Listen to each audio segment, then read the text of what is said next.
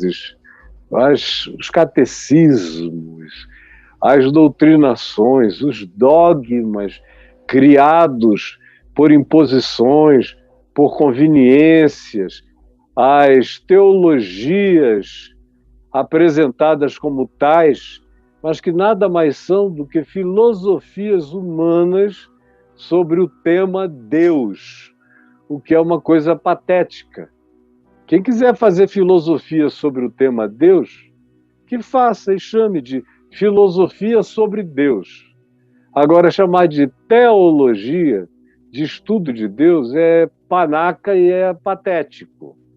Era muito mais são chamar de uma psicologia do humano à luz da interpretação de Deus. Mas é muito mais uma psicologia, uma filosofia do que teo, que é Deus, logia, que é o logos de Deus, a lógica de Deus, a razão de Deus. Jesus é o logos de Deus, mas ninguém tem acesso à lógica desse logos divino que se apresenta como mistério, crescente, crescente, crescente, sem fim, crescentemente sem fim para cada um de nós. E eu quero ler aqui, antes devo prosseguir só um pouquinho mais, dizendo que essa dicotomia entre evangelho de um lado e ciência do outro foi desenvolvida no curso de centenas e alguns milhares de anos.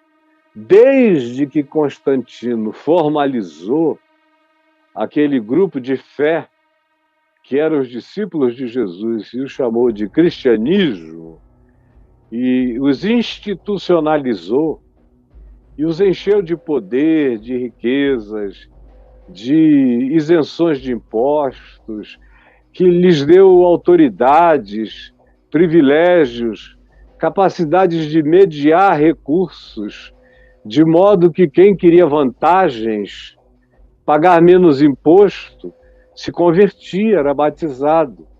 Dependendo do cargo, o indivíduo tinha total abstenção de qualquer que fosse o compromisso de pagamento de imposto. E privilégios de realezas. Foi aí nesse tempo que o evangelho, que não tinha organização, que só vivia de afirmação, Deus é pai porque Jesus chamou Deus de Abba. Deus é filho porque Jesus se chamou de filho do homem e aceitou quando disseram tu és o filho de Deus, e foi condenado por essa afirmação feita por outros e silenciada por eles, mas era o bastante para ser considerada blasfêmia. Falava-se no Espírito Santo, mas não era a terceira pessoa de uma trindade. O Novo Testamento não conhece essa palavra trindade. Fala do amor do Pai, da graça do Filho, do poder do Espírito Santo, de um só Deus nessas manifestações que estão presentes desde o Velho Testamento. No Velho Testamento, Isaías chama Deus de Pai.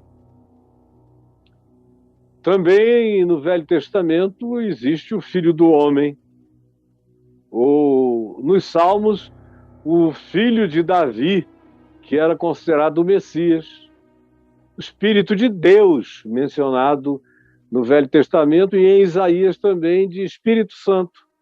No Novo Testamento a mesma coisa, mas sem nenhuma doutrinação, nenhum triângulo, nenhum olho no meio, nenhuma tentativa de explicar a coadjuvância ou não dos três partícipes, sendo um só, dando um nó na cabeça humana, porque é inconcebível para qualquer lógica humana que três distintos sejam um, quando na realidade Jesus não tentou explicar isso. Ele disse, eu e o Pai somos um.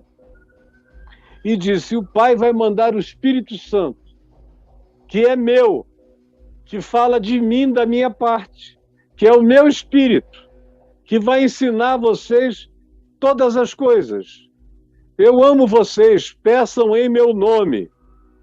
Agora, eu nem vos digo que vocês precisem pedir em meu nome, porque o próprio Pai vos ama e tem prazer em atender. E o Espírito Santo é dado a todo aquele que pede. Pai, me dá o Espírito Santo. E o Pai dá o Espírito Santo, porque ele é bom. Ele não é do tipo de pai que, se o filho pedir um pão, ele dá uma pedra. Se pedir um ovo, ele dá uma serpente. Não.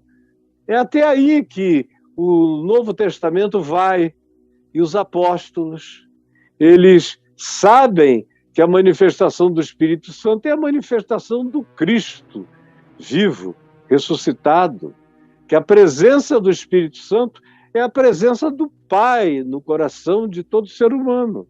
E que a presença do Pai no coração de todo ser humano é equivalente à presença do Filho, porque ele disse que onde o Pai está, ele e o Pai são um, e diz para que eu e o Pai habitemos em vós, que já são habitados pelo Espírito Santo. A habitação do Espírito Santo é a habitação do Pai e do Filho, acerca de quem Jesus disse, eu e o Pai somos um. E Paulo diz, ora, o Espírito é o Senhor. E aonde está o Espírito do Senhor, aí é a liberdade. De modo que essa tentativa de triangular Deus, de criar uma trindade elaborada, tudo isso já é filosofia grega aplicada. E daí em diante é uma multidão de sofisticação, de dogmas, de tudo o que os homens chamavam de ciência, mas prestem atenção, ciência baseada na filosofia dos gregos.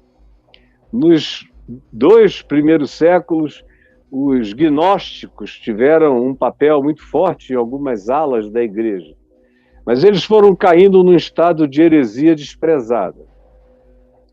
Quando chegou no 4º século, nos dias já de Constantino e da oficialização dos discípulos de Jesus em cristianismo, quando tudo entra em derrocada, aí a gente começa com essa tentativa de transformar a fé simples do Evangelho numa elaboração filosófica, de natureza aristotélica, em primeiro lugar. Houve grupos que utilizaram-se da filosofia platônica e da sua dicotomia. Houve outros grupos que adotaram a filosofia grega em razão da bondade filosófica manifesta por Sócrates. Houve outros grupos que se tornaram estoicos, especialmente no tempo de martírios e de perseguições, onde o sofrimento era relegado a um plano da insensibilidade, conforme a filosofia estoica, e eles foram abraçando filosofias e filosofias, e nunca deixaram de ser doutores das filosofias gregas. Até as nossas expressões para caracterizar as nossas ciências teológicas, como hermenêutica, a arte da interpretação, que vem de Hermes, o portador das mensagens verdadeiras no panteão greco-romano. Apologia, apologética, que vem de Apolo, que é um deus multifacetado, com muitos poderes, mas também com poder de ciência, sabedoria e de comunicação, ardente, calorosa. É o apologeta, é o que defende a fé. E aí você pode ir andando, que você vai encontrando uma quantidade grande de expressões que vêm da filosofia grega, absorvidas no rol de etimologias e de expressões e de semânticas e de conotações cristãs, a ponto de que, por exemplo, houve um tempo, e até hoje ainda tem muita gente assim, que acha que só consegue entender a mensagem do Evangelho, quem sabe grego. Vocês imaginem só. O reducionismo de um Deus que falou a palavra original em aramaico, mas como o grego era a língua da filosofia, transcreveram tudo para o grego para ser mais universal a leitura, e depois de um tempo o grego passa a ser a língua sem a qual ninguém entende nada de Deus. Vejam que loucura mais presunçosa e não universal, e localizante, e presa, e engessada e diminuída. Tudo isso é pateticidade. Pateticidade. Quem aprendeu o que eu ensino sempre, que foi o que os apóstolos ensinaram, e o que Jesus ensinou, que ele é a chave interpretativa, pode ler o Novo Testamento em russo, em escariana, em grego, em português, nas versões mais variadas, porque tendo esse eixo da encarnação de Jesus, da vida de Jesus, interpretando o que falava, dos gestos e dos modos dele, das atitudes dele, quem tem isso como referência entende tudo. Sabendo grego ou não sabendo grego, entende, compreende o que é a palavra, o que é o espírito dela para vivê-la. Afinal de contas, Jesus não disse: as minhas palavras são grego e hebraico. Ele disse: as minhas palavras são espírito e são vida. Decorrem da observação de quem eu sou, do que eu digo, ensino e de como eu vivi e encarnei o que eu ensinei, porque eu não sou esquizofrênico. Tudo que eu ensinei eu pratiquei. Por isso, se pode dizer que o Verbo se fez carne, se encarnou, virou gente, representou a palavra de Deus, para que quem quisesse ver, visse, ouvir, ouvisse, sentir, sentisse, perceber, percebesse. O resto é complicação do cristianismo e da era constantiniana. Aí